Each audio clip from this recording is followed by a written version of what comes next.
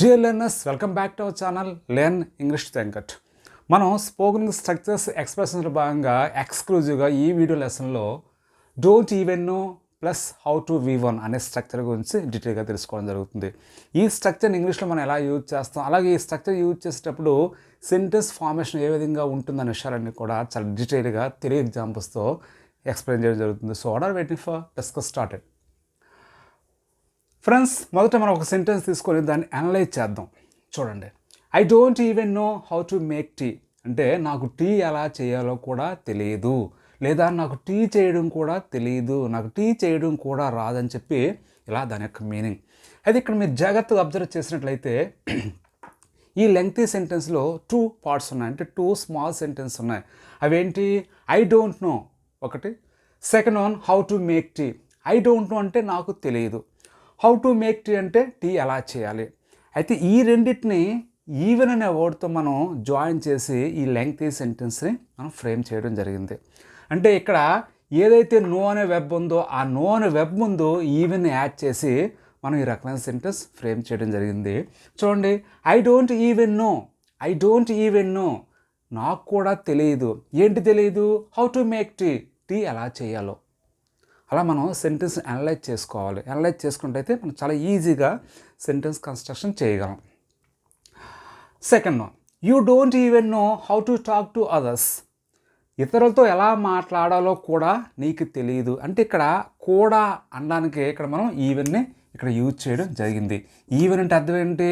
కూడా అంటే ఇతరులతో ఎలా మాట్లాడాలో కూడా నీకు తెలియదు. ఇలా మనం ఈవెన్ని యూజ్ చేస్తుంటాం ఈ కాంటెక్స్ట్లో. Next, he doesn't even know how to tell a lie. Lie అంటే అబద్ధం. అతనికి అబద్ధం ఎలా చెప్పాలో కూడా తెలియదు. ఎలా చెప్పాలో కూడా తెలియదు అంటే ఆ మాత్రం కూడా తెలియదు అంటూ ఉంటాం కదా మనం. అలా అతనికి అబద్ధం ఎలా చెప్పాలో కూడా తెలియదు అని చెప్పి ఇలా అన్నాం. నెక్స్ట్, ఇక్కడ మీరు అబ్జర్వ్ చేసిన ఏంటంటే ఇక్కడ హీ యూజ్ చేస్తాం కాబట్టి డజంట్ రావడం జరిగింది. అదే ఇక్కడ యూ కానీ ఐ కానీ వి కానీ మనం యూజ్ చేసినట్లయితే డోంట్ వస్తుంది. ఇక్కడ హీ, షీ, ఇట్ ఏదైనా ఒక సింగులర్ యూజ్ చేసినట్లయితే నెక్స్ట్ మనకి ఇక్కడ డజంట్ రావడం జరుగుతుంది. అది మీరు అబ్జర్వ్ చేయాలి, ఎందుకంటే ఇక్కడ సింపుల్ ప్రెజెంట్ టెన్స్ కాబట్టి.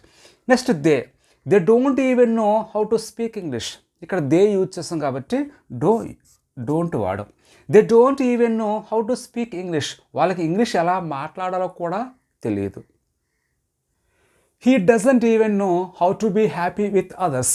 ఇక్కడ అబ్జర్వ్ చేస్తే మీరు హౌ టు బీ హ్యాపీ అని చెప్పి బీ ప్లస్ యాడ్జెక్టివ్ అనే కాంబినేషన్ యూజ్ చేస్తాం. అంటే ఇతరులతో ఎలా ఆనందంగా ఉండాలో అతనికి తెలియదు. ఆనందంగా ఎలా ఉండాలో హౌ టు బీ హ్యాపీ ఇక్కడ యూజ్ చేస్తాం. Next one, question. ఇక్కడ సబ్జెక్ట్ హీ యూజ్ చేస్తాం కాబట్టి క్వశ్చన్స్లో డస్ యూజ్ చేయాలి. Does he even know how to respect elders. అతనికి పెద్దల్ని ఎలా గౌరవించాలో కూడా తెలుసా అంటే కాస్త మనం వ్యంగ్యంగా మనం చెప్పేటప్పుడు ఇలా అంటూ ఉంటాం.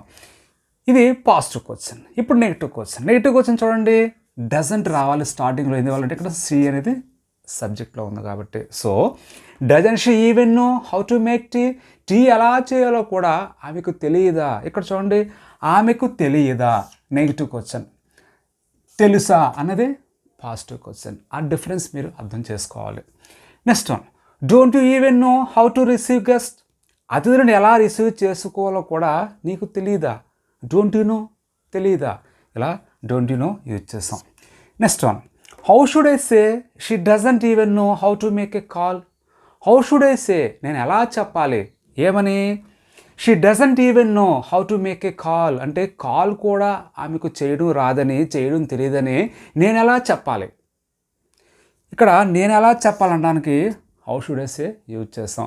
లేదా హౌ కెన్ ఐ సే, నేను ఎలా చెప్పగలనని చెప్పి మనం ఇలా కెన్ కానీ షుడ్ కానీ యూజ్ చేసి చెప్పచ్చు. ఫ్రెండ్స్, ఈ విధంగా మనం ఈ స్ట్రక్చర్ని యూజ్ చేస్తూ ఉంటాం. ఇప్పుడు నేను ఒక సెంటెన్స్ మీకు చెప్తాను, ఆ సెంటెన్స్ ఎలా చెప్తారో ఈ స్ట్రక్చర్ యూజ్ చేసే విషయాన్ని మీరు కమెంట్స్ రూపంలో నాకు తెలియచేయండి. ఆమెకు సరిగ్గా మాట్లాడటం కూడా తెలియదు.